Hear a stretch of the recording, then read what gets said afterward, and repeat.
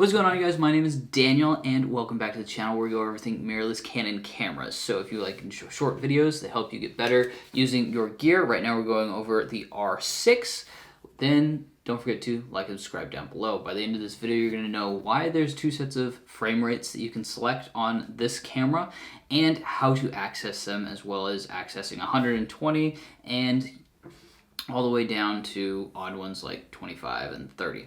So first off, there's two sets of frame rates that you can use, and it is a series, so it is 25, 50, and 100, which are used for the European standard, and then there is 23.89 that is used, 23.89, 30, or 29.8 something, and then 120. And the reason these are two separate frame rates is because the European Union and the United States use different hertz for their electrical grid, and that means that if you use a certain frame rate in the wrong place, then your lights are going to be flickering. This is also dependent on the area in the building, depending on the lights that they use. Some pulse much faster and it'll have flickering. You can just increase the shutter speed and those will usually go away. But to not have to increase your shutter speed to get that perfect cinematic settings, then you can just switch over to whichever one is appropriate for your locale. All right,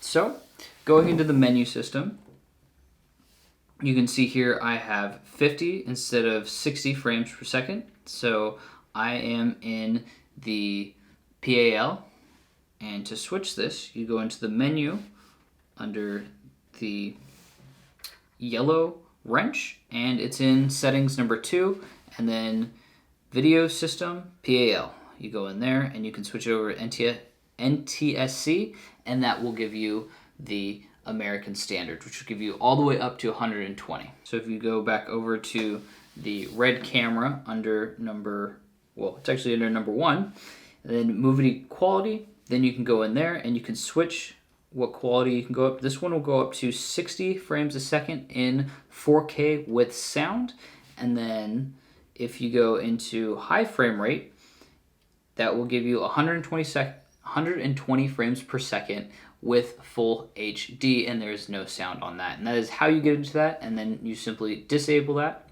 to get out of it, and you'll have to go into this menu system. There's no quick way to switch into 120 and out, and they don't have any presets. So this is how to get to all of your frame rates in the Canon R6. If you enjoyed this video, don't forget to like and subscribe down below so you don't miss out on any future videos on how to use your gear better. Thank you for watching.